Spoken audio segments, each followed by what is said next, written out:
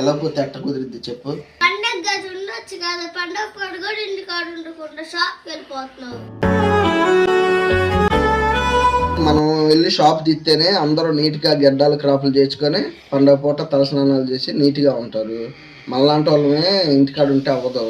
అసలే రోజు షాపులో పని ఉండదు. ఇలాంటి పండగ పూటే మనకి పని కొద్దిగా బాగా వచ్చింది, డబ్బులు బాగా వస్తాయి. ఇలాంటి రోజు ఇంటికాడ ఉంటే కుదరదమ్మా. ఎప్పుడు నువ్వు అంతే, మేము ఉంటే నువ్వు ఉండవు, నువ్వు ఉంటే మేము ఉండవు.